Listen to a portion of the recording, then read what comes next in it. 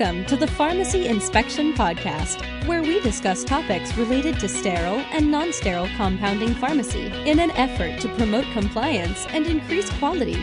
The Pharmacy Inspection Podcast is a member of the Pharmacy Podcast Network, delivering quality and meaningful conversations and discussions about our pharmacy industry and the critical role pharmacists play in our healthcare systems. Learn more at pharmacypodcast.com. Please welcome your hosts, Brian Prince and Seth DePasquale.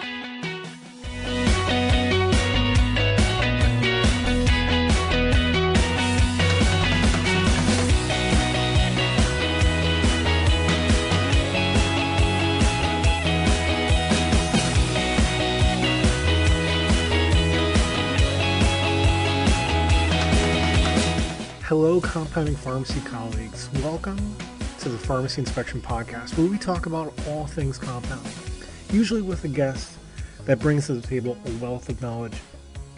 And this week is no exception. Today we have with us Coleman, who consults pharmacies and other FDA-regulated industries on process improvement. I think this is going to be an excellent show because honestly, this is where I've focused my learning over the past year. So I'm really excited to hear what he has to say.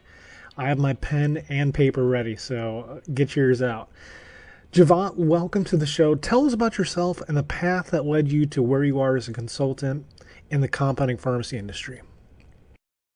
Yes, well, thank you very much. It's a pleasure to be with you guys, and I want to wish your listenership Happy New Year.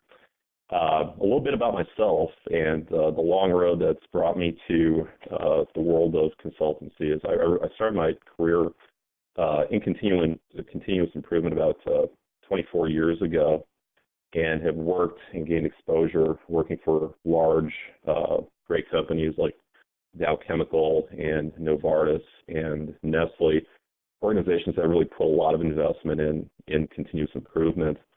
And one of the things that I saw really over the course of my career, and I should mention too, that I wrapped up my corporate career before pounding up my own shingle, working as an operations leader and a continuous improvement leader for an international compounding supply company. So I really understand the industry from that perspective. So what I recognized during the course of my career is that lean or continuous improvement or Lean Six Sigma, choose your term, that it's only really been available for large organizations. It's essentially been priced out of reach, institutionalized, unnecessarily mystified, which has made it somewhat unattainable for small and mid-sized organizations. And I've noticed that in the world of pharmacy, they've been largely excluded from lean activity or continuous improvement exposure. So I saw an opportunity to start up something that would really cater to this need. Priced within reach. These are simple tools, but they're very powerful, and it's very easy to pass them on to an organization so that they don't have a long-term, reliance on a consultant. So we started XLN at the start of 2017. And it's been really very gratifying working with small and mid-sized businesses, working with a lot of people in the pharmaceutical space, providing them their first exposure, and then experiencing some tremendous improvement on a very fast pace. So the reason why Seth and I started this podcast was to keep raising the bar for quality and safety in the compounding pharmacy. It's really a passion for us, and so raising the bars is kind of at the core of your business as a process improvement consultant. So in some of the compounding pharmacies that you've been in, tell us about some of the things that you've seen and how you've really contributed and helped on that continuous improvement inside the lab space, inside the pharmacies. It's a great question, and you're absolutely right. We really are in the same line of work. We're in the business of flow. And as you described it, raising the bar for quality and safety, the same discipline that gives rise to great quality adherence, great safety compliance, is the very same discipline that an organization can leverage to implement continuous improvement. Once you can grab one of these areas, and once you establish the discipline there, you've really created the foundation for advancement in other areas. What I've noticed mostly in the area of compounding pharmacy and what the needs have been is really, and to make it very simple for our time here, what I want to do is I want to provide the listenership with a couple fundamental, very simple principles of continuous improvement that they can take and immediately begin to apply to their business. And so bring it back to the question. What I've seen that has been missing, or perhaps that many of my clients haven't had previous exposure to, was the concepts of waste and of value. And the ultimate purpose of continuous improvement is to eliminate waste, which we might define as anything the customer is not willing to pay for, and increase value, which we might define as anything the customer is willing to pay for. And so, examples of this are long processes that are affecting your delivery time. If you think about any point in your process where the work or the material that you're working to transform into the desirable form for the customer is sitting, if it's waiting, if it's queued up, that means value isn't being added, and you're going to throw in an unnecessary amount of resources at that. I'll expand on to say one more thing, which might help provide some context for this idea of waste and value. If you take a look at the value-added activities, in those cases the conversion of a material, raw materials into the desired compounded product, the person doing that work, or the people doing that work through the process, are like surgeons on a patient. You don't want them leaving the patient. The patient's the product.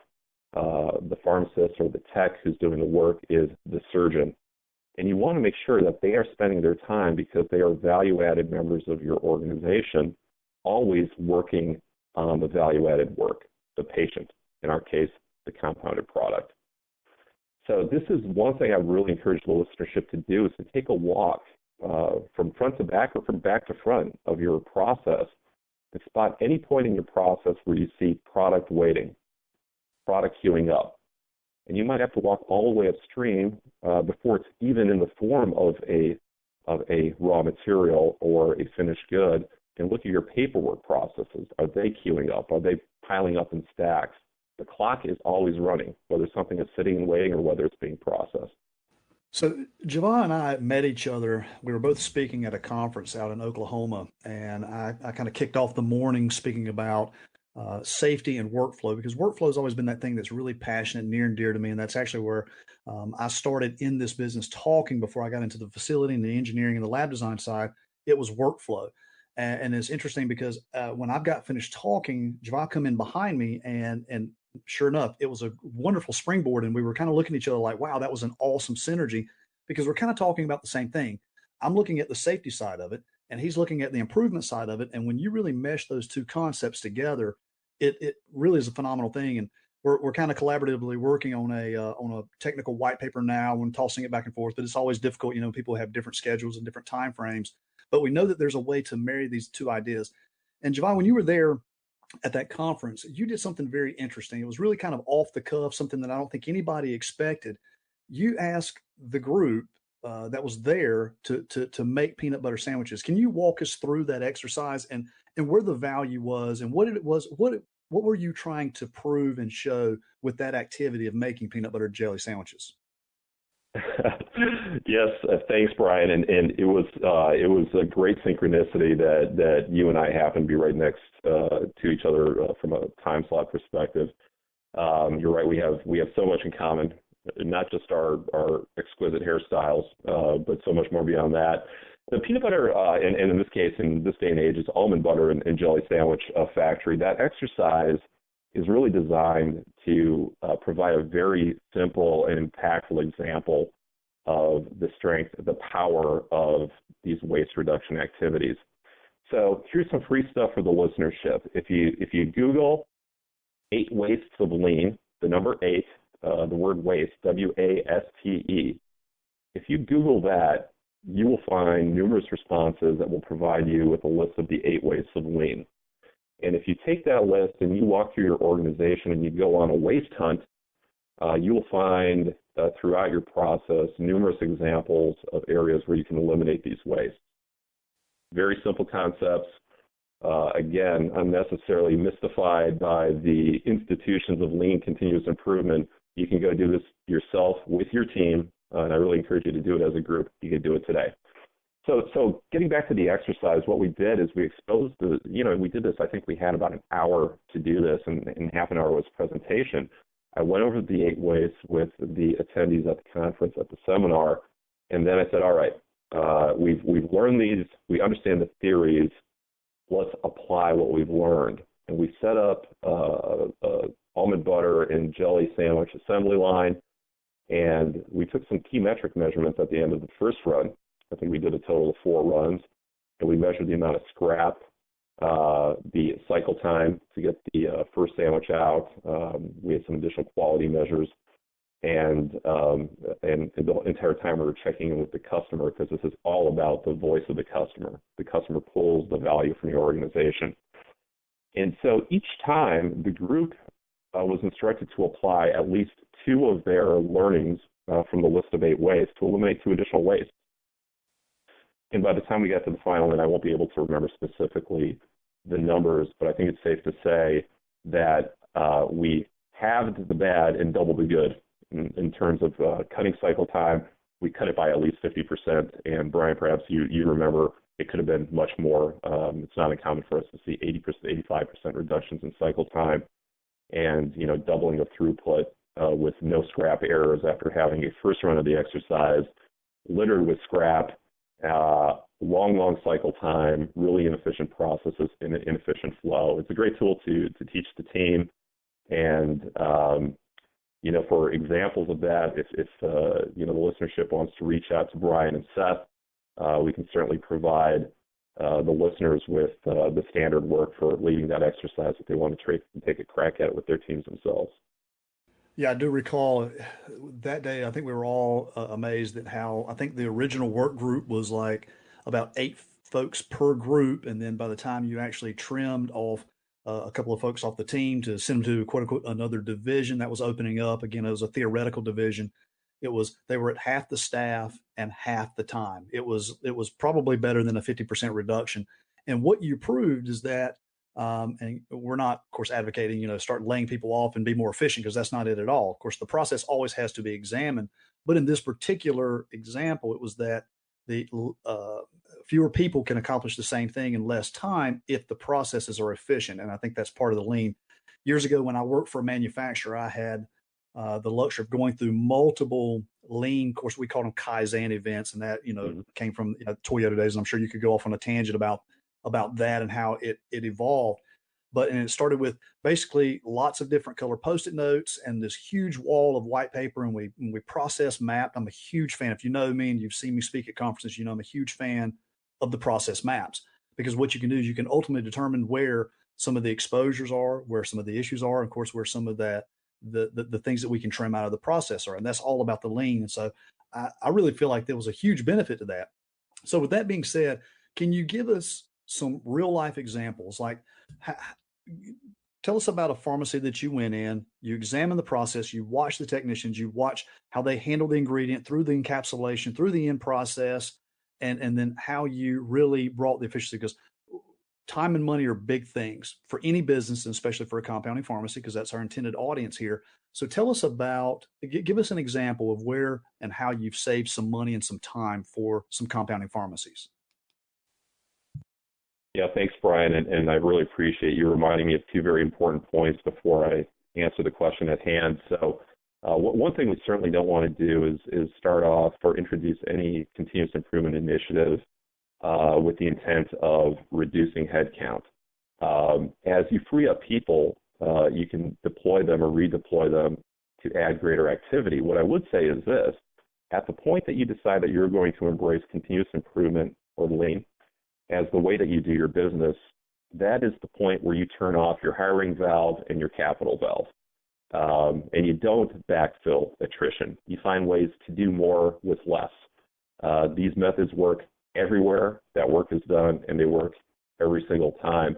The second point that Brian, you make that I think is also very important, and it was part of the power of the almond butter sandwich exercise, and like what you do with process mapping, these involved training methods, or these engaged training methods, where the audience is part of applying the learning, seeing something visual, getting hands-on, applying the concepts, is the most effective approach to training and to problem resolution. So that is a good segue into an example. And I have to be careful not to get too specific, but I will say this, and I'm thinking about one particular large compounding pharmacy I had the pleasure of working with. Again, it's important to keep in mind that my approach is not to go in and solve the problems for clients. My approach is to go in, work side by side with the talented teams, teach them the methods as we solve the problems. In this particular case, we walked in and we asked the question, okay, so what is your biggest loss driver? What is hurting your business the most? What's consuming the greatest amount of resources? What keeps you up at night? This client identified one key process. It was a process that made up a pretty large percentage of their business, and really absorbed a number of resources. Took a tremendous amount of time, cycle time, to get this particular product out. So we worked with the team. We mapped the process just as Brian described, and then we identified the waste in the process. Here again, we've provided the team with a little bit of 8 waste training. They're identifying the waste in the process. We're doing it with Post-it notes. So we have yellow Post-its representing each step. We're slapping the pink Post-its on there for waste, and then we say, okay, let us go remove that waste. Within just days, we identified the best practice, and they'll say the methods varied across their technicians and pharmacists, and we identified the best in-house practice, who had the highest quality and was able to do more in the least amount of time.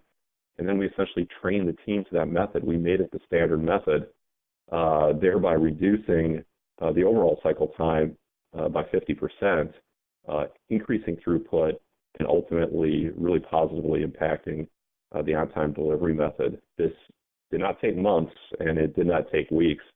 We did it using what Brian described as a Kaizen, or a rapid improvement activity, and we did it in one day.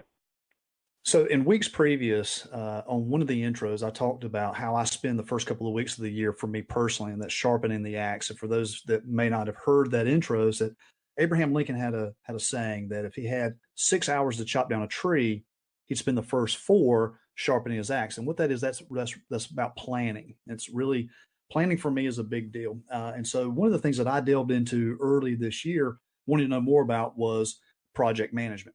Because as a consultant, sometimes I get asked to help on the project management side, although I can't always be on site to do that, but still it's one of those things that I wanted to know more about. And so I learned the benefit of Gantt charts. And in years past, I'd heard the term Gantt chart, but never really put much into what it was. And so part of the presentation that I'm giving at the American College of Apothecaries out in Florida is I'm actually going to introduce this concept as part of the USP 800 compliance project, because it's kind of an overwhelming project, like where to start. And so do you have any recommendations or thoughts on how to implement the Gantt chart as part of a compliance project, or do you have any comments that you just want to make about that? Brian, I love that you asked the question. I have been, for the past, I think it's been about the past year, I've been introducing my clients to a product called Smartsheet. Just full disclosure, I receive no kickbacks or royalties. The reason I recommend Smartsheet, it's a project management tool, is that for one, it's priced well within reach. For one user license, I think it's like $15, and that's $15 per month, and you really only need one user license per site, because you can have a number of users. It's just that the registered user is the only one who can set up a new Smartsheet. Smartsheet itself it's very intuitive, and they have a lot of great online tools. If you take a half-hour online orientation, you will be proficient with Smartsheet, and it allows you to break down your project into its constituent parts, and then the outcome is the Gantt chart. So it automatically populates a Gantt chart for you, which is your visual depiction of the project, which will show you the critical path or the longest leg of the project. Additionally, with Smartsheet, There's capability for you to be able to assign individuals responsible for each step, and then set up alerts. So if a preceding step is complete, the individual who has the following step, the downstream step in the project, receives an alert through their email that they're ready to begin working. Additionally, if they run late, they receive notifications that their time is almost up. And then as far as the Gantt chart component, you can print that out, you can post it on the wall so that there's this visual representation out there in the world for people to walk by and get a real-time status update, a visual, and very immediate status project update.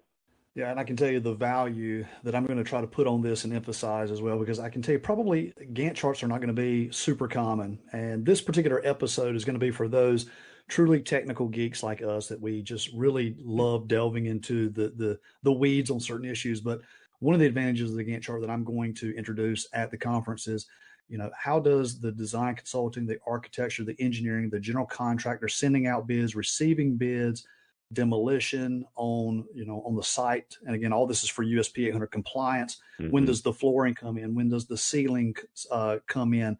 When do they get the test and balance done on the room? And then there's other components of USP 800 compliance, that is, choosing a designated person, rewriting the SOPs, inventorying the hazardous drugs on hand, performing risk assessments.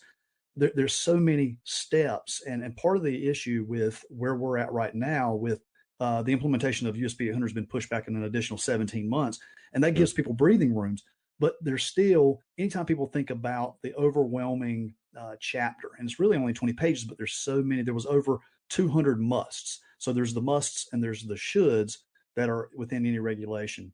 And there was over 200 musts, over 20 pages. And so, when everybody starts thinking about that, obviously cortisol goes up, dopamine goes down. They're like, I don't want to tackle this. It's that 800-pound gorilla that I don't want to be a part of. And so what I want to do and introduce at this particular conference is, here are the steps. I've given you the spreadsheet. It's in Gantt format. And now you can actually start to keep tabs on it, because I want to make sure that whenever I teach a concept, and I know you're exactly the same way, because it's what you do with the peanut butter and jelly, is we want to really drill it down to the most simplest form that we can, because then you can get true buy-in from where people are, where they need to be. And so that's one of the things I'm going to do. So I appreciate you giving us that piece of information on the Gantt. And I'll just pause there, see if you had any extra comments that you wanted to interject there. Well, I mean, Brian, you and I are so aligned in our approach to work, and really, it all starts with a plan.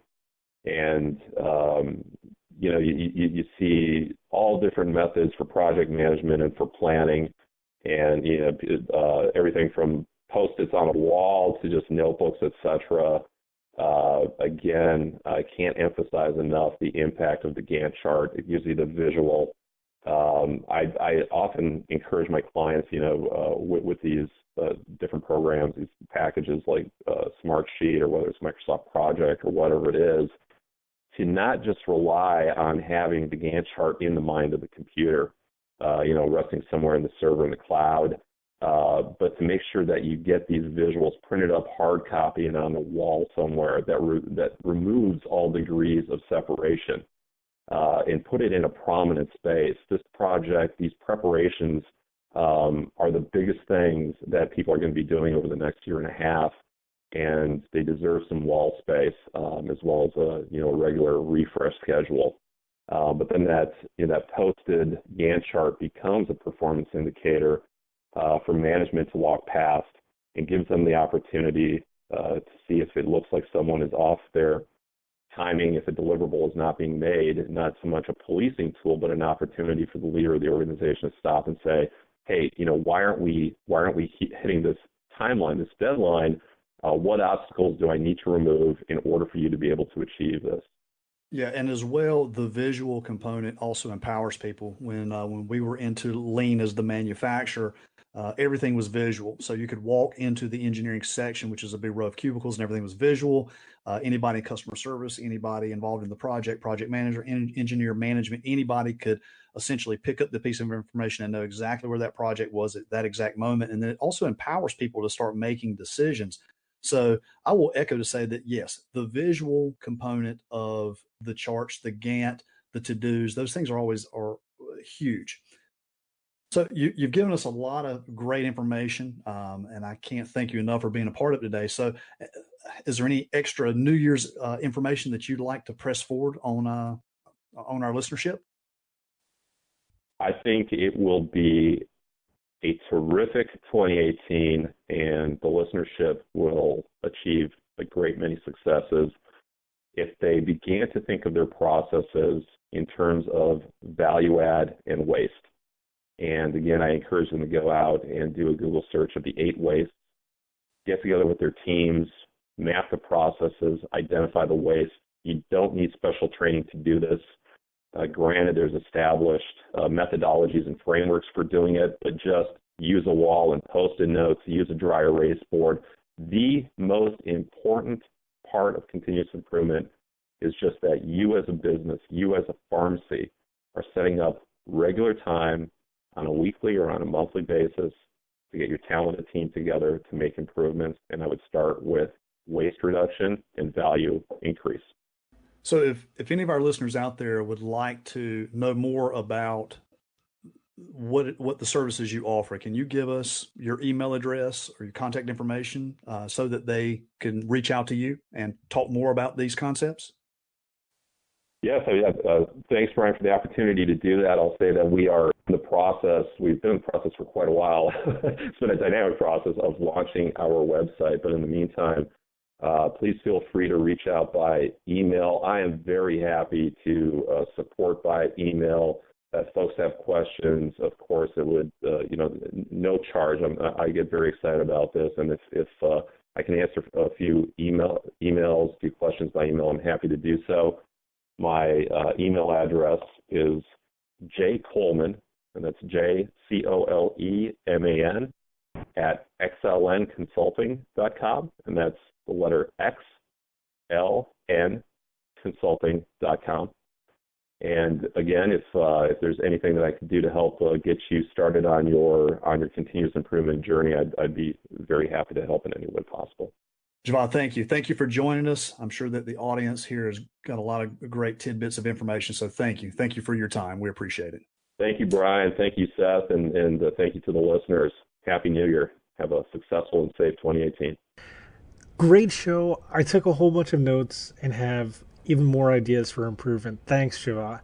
Again, if you have questions for Java, feel free to email him, jcoleman, JCOLEMAN, @xlnconsulting.com. Thank you for listening this week. I've received a lot of really kind messages this week congratulating me for a year of doing this. Not the podcast, but since I launched pharmacyinspection.com. It's really great to hear those words of support and encouragement, so seriously, thank you. Next week, we have another legend in the world of compounding on the show, Lloyd Allen. Honestly, I cannot wait to speak with him and hear his perspective on where compounding is, where it's headed. It's going to be a great show. If you have questions, comments, please feel free to reach out. Email me at podcast@pharmacyinspection.com. You can also leave us a voicemail right on the website or contact me through Twitter @PharmacyInspect, Facebook, Instagram. Thanks again for listening. Of course, keep raising the bar.